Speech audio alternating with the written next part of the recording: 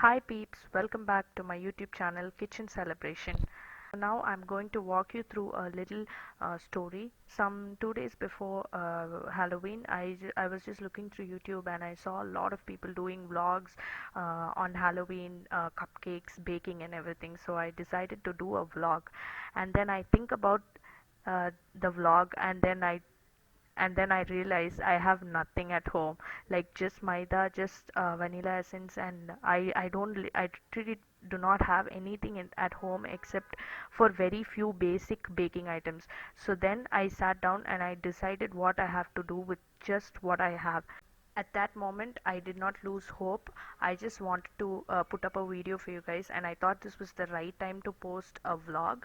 And this is my first vlog, so excuse me if I'm wrong in anything. Also guys, I'm posting this video about 2 to 3 days after Halloween. I hope that's not wrong. So yeah, with no further delay, let's get into the video.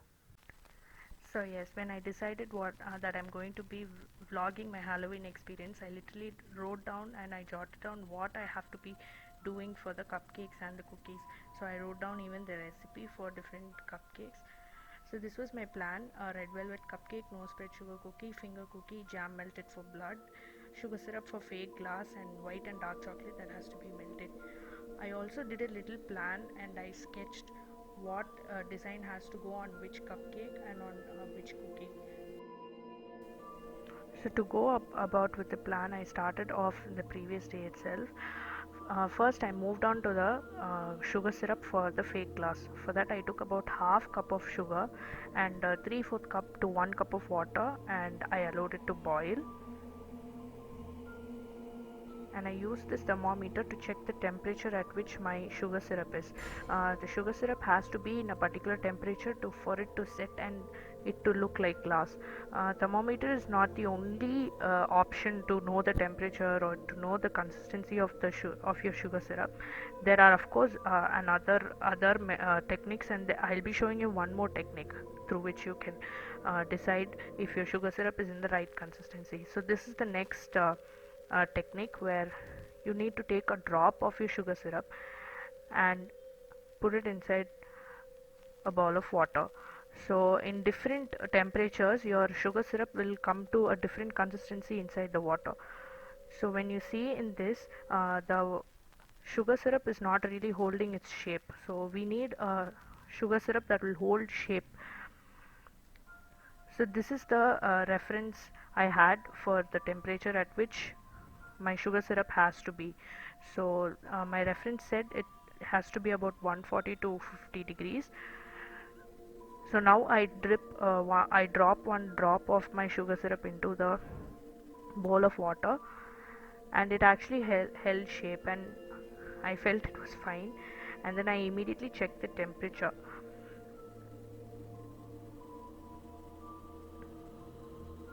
Immediately checked the temperature, and the temperature was not really up to the point, but since it held shape in the water, I thought it's fine. And I just poured it over my baking tray. It was a non-stick baking tray, and I allowed it to set for some time. So it was this was about 2 to 3 hours later, and after 2 to 3 hours, I kept the sugar syrup about 5 to 10 minutes inside the refrigerator, and it broke on its own. So probably I should have waited about till I get to 140 degrees, and then I should have removed it. But then I removed it a little earlier, so it just broke on its own. So I tried to remove it with this little spatula, but then it didn't work. So I just used my hand and I just pulled out the pieces, and it actually looked a lot like glass. Since this fake glass is just a sugar candies, it was actually slightly sticky. So I just added this baking paper, and then I stored it one on top of the other so that it doesn't stick to each other.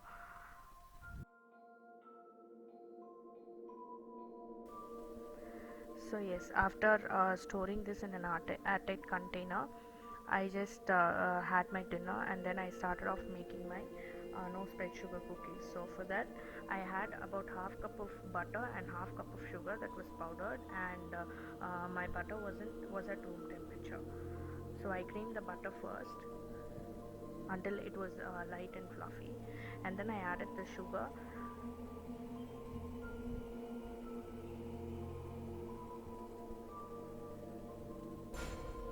And then I moved on to adding my vanilla essence. So and then I beat it again, and then I took a separate bowl and I added about 1.5 cups of flour plus about quarter cup of corn flour and then a little bit of salt, and then I mixed them all together so that the flour and the corn flour and the salt will mix together while I add it to the wet ingredients. So this is not a recipe video, so if you would like to see the no spread sugar cookies recipe also, then comment down below in the comment section so that I can do this recipe as well. Now my cookie dough is ready and I have to chill it in the refrigerator, but look at the place around. So this mess I have to clean up while baking my cookies. And it was about 12 o'clock in the night and I had finished baking completely. I finished no spread sugar cookies and the red velvet cupcakes. So yes, after baking and everything I went off to a good night's sleep, and then this was the next day morning. This was the Halloween day, and in the morning I prepared my cookie dough for the witch's fingers, and I just portioned out my dough into so many, and then I took a small portion of the cookie dough and then I rolled it into finger size cookies. So this is how I rolled them.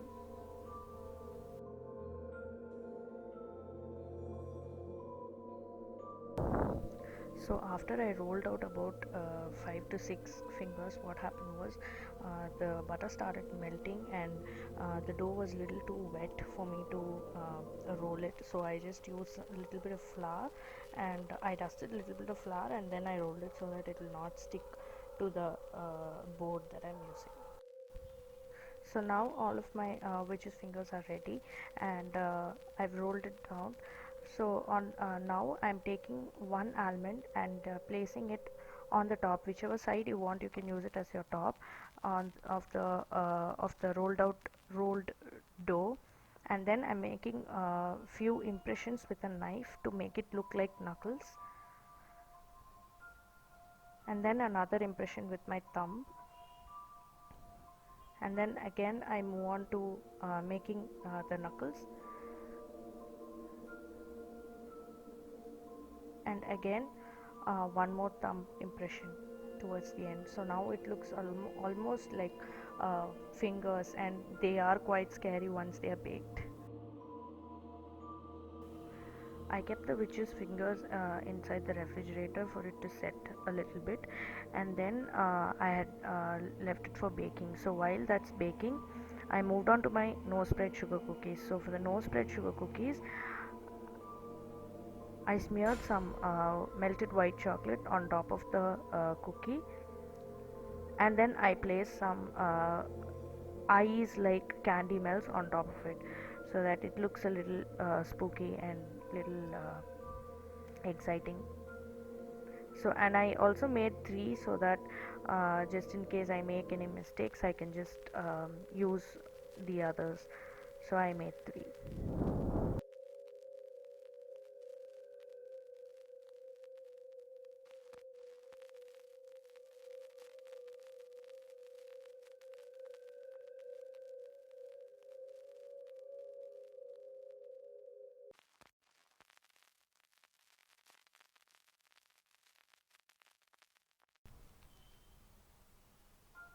So next I'm moving on to my red velvet cupcakes. So I've first picked 4 red velvet cupcakes to do the cobweb design. So I pick up the first one and then I'm going to smear some melted white chocolate on top of it.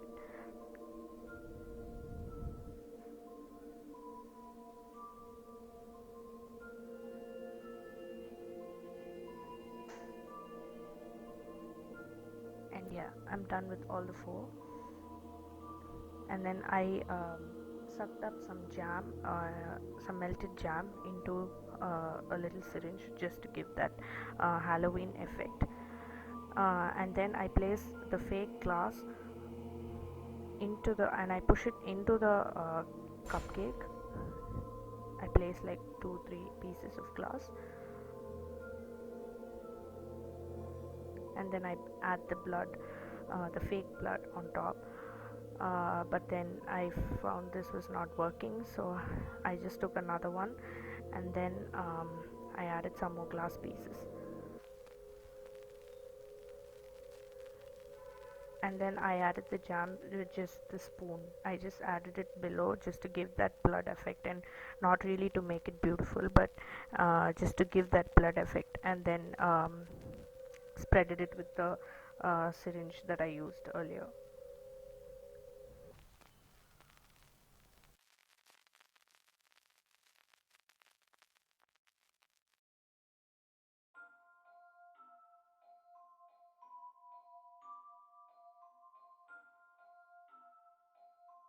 So for the next red velvet cupcake, I'm smearing some melted dark chocolate on top of it to do the design.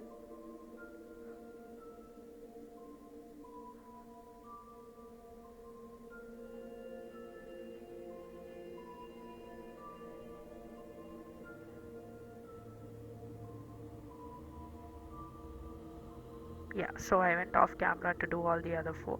So I'm basically doing a cobweb design on this cupcake. So I draw a straight line, and then a sleeping line, and then two slanting lines, and then I'm gonna connect these slanting lines like a cobweb. I've purposefully fast forward the video, so it looks like I did it really fast, but I was really slow and I wasn't this fast. So yeah, I'm done with all the other four, and then I move on to my witch's fingers. So for the witch's fingers, I drips a little bit of jam in the ends of the finger, and then I place the almonds on top of it, and I push it inside so that the jam oozes out and it looks like bloody fingers. This was the most scariest element of all the five I did.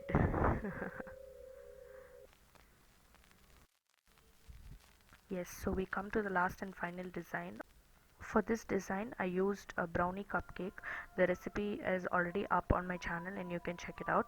And then I cut out the no spread sugar cookie into a tombstone shape, and then I piped RIP on it to make it look like the tombstone. And for the mud, I added cake crumbs. So this is the final design, guys. These were the five designs I did for this Halloween, and I guess I've done at least 50% justice to Halloween. I'm not really sure. Tell me in the comment section below.